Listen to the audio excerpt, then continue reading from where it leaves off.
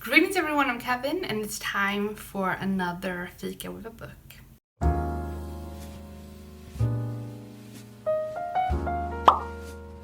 So as always, I have my little jar here with titles and I am just going to go with one. So I'm going to go with this one. So we got a green, and all the green ones are kind of like the ones that I've added after every month. So when I finish reading for like a month, I write those on green little notes, and then I put them in the jar. So we got Miljö.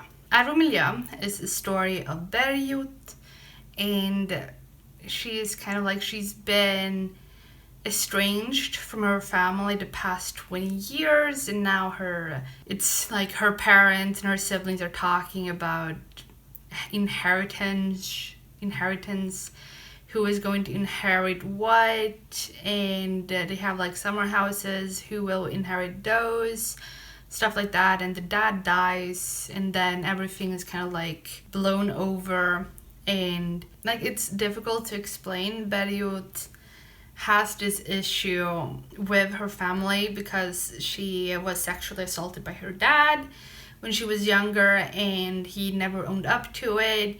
The mom has just been like saying that no, that didn't happen, you're just lying, you just want attention, stuff like that.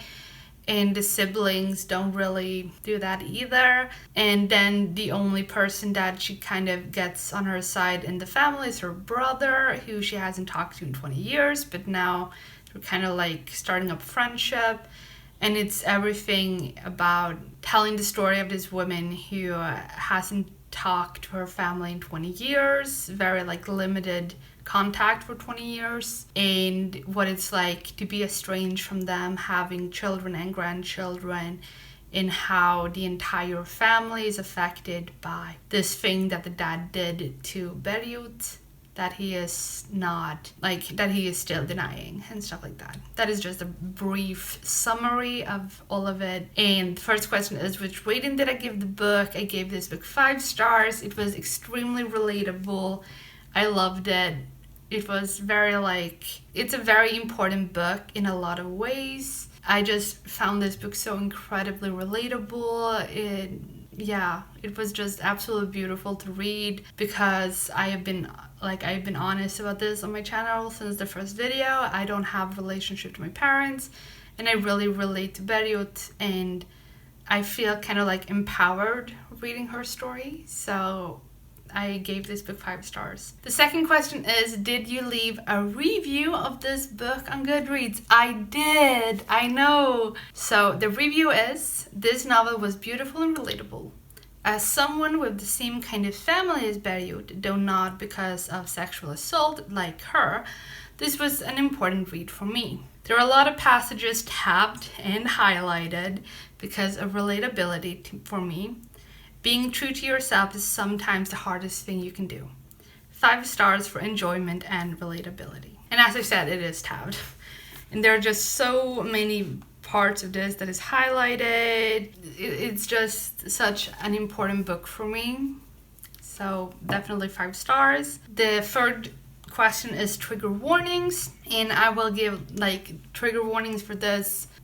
We have sexual assault, and we also have infidelity and mental illnesses and stuff like that. But those 3 are the main things that I can like come up with. I don't remember if there are any other trigger warnings. I feel like those 3 are also like gaslighting, manipulation, emotional and verbal abuse and stuff like that also. So those are the trigger warnings for this. Question number 4. What scene do you remember most vividly? So there is this moment in the book, kind of like in the end, kind of like in the last third of the book.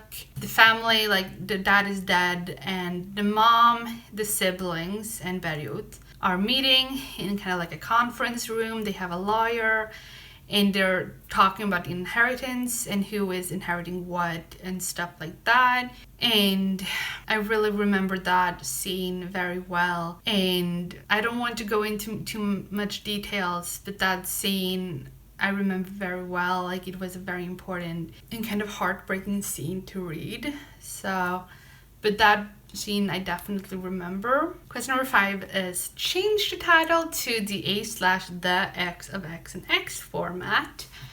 I have tried to get kind of like a good title in that format, but there are just too many words that I want to fit in to make it kind of like fit the story. But essentially, I ended up with The Daughter of Secrets and Shame. They ask you how you are, you just have to say that you're fine when you're not really fine. And the reason for that is because the main character, Berjot, she was sexually assaulted by her dad when she was younger multiple times. And that had to be like kept a secret, and if she ever brought it up, it would kind of like, no, that never happened, you know, stuff like that. And the shame part is because she always had to bear the guilt of what happened and the fact that no one was on her side, and she continued to stand up for herself. She continued to choose herself, and because she chose her own truth, she lost her family. And so she lives with the shame of what happened to her, that her dad did to her. Also, like, that the family blames her for, that she's lying. She's just like, how can you say that about her dad? And stuff like that. And she has to live with the shame of what happened, and she has to live with it as a secret. And that is also why she doesn't say what happened until later in the book. And yeah, I just felt like that title was the best I could come up with, honestly. Question number 6 is thoughts on the cover. I know that this is the original cover. We have the same cover as it is in Norway. This is originally Norwegian. The title is the same in Norwegian and in Swedish. It's just like spelling differences, because Norwegian and Swedish are very similar but not the same. But like, I understand the cover, that the cottages, like back here are the cottages that are center in this inheritance debate that is going on in like the family. But do I think it's one of the prettiest covers? No. I don't understand why there is like this blue tree. I don't know why they decided on this cover. I feel like just from this cover and from the title, you don't really get a sense of the actual story. Yeah, I don't really like this. I understand the idea behind it, but I think it could have been made a lot clearer, like have the Norwegian coast with like water, the cliffs, the cottages, because everything is centered around the cottages. Like, that is why it's called arv och miljö. Inheritance and environment. I know that's not the English translation title, but that's the literal translation of the book. So I think it could have been made a lot clearer than it is. So yeah. Question number 7 is, would you use this book in education? If yes, why? Yes. Honestly, the reason I ended up hearing about this book is because we read it for university. And in university, the point behind reading this book is like, should you be able or should you be allowed to write a story about anything? And so we read this book to kind of like debate if Vigdis Hjorth did the right thing, telling kind of like an autobiographical novel based on her own life and her own experiences. Or is that something that you shouldn't be allowed to do, because this is a very like heavy book with the whole like family thing. So the whole point of reading this book in university was, is it allowed to write this book? Should it have been allowed to write this book? And I'm like, yes. Books like this are extremely important for people who experience this, you know? And I think this would work very well in education. Like, this has very short chapters. It would be easy to use kind of like excerpts from this in education, in Swedish class, and just discussing kind of like the themes in this book, the whole situation for Berjot And I also think this is important because I am pretty sure that a lot of my students will have similar backgrounds to me and Vigdis. And I want to be open about that so that they can know that someone at the school knows or understands what they're going through.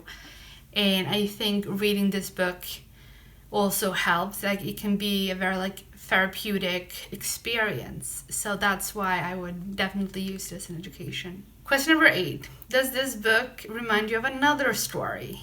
No. I can't come up with anything, so I'm just going to say no. Question number 9. Have you read any other books or stories by this author? I have not. Then we're on to the last question. If there's a TV show adaptation or movie adaptation of this book, will you read it? Yes and no.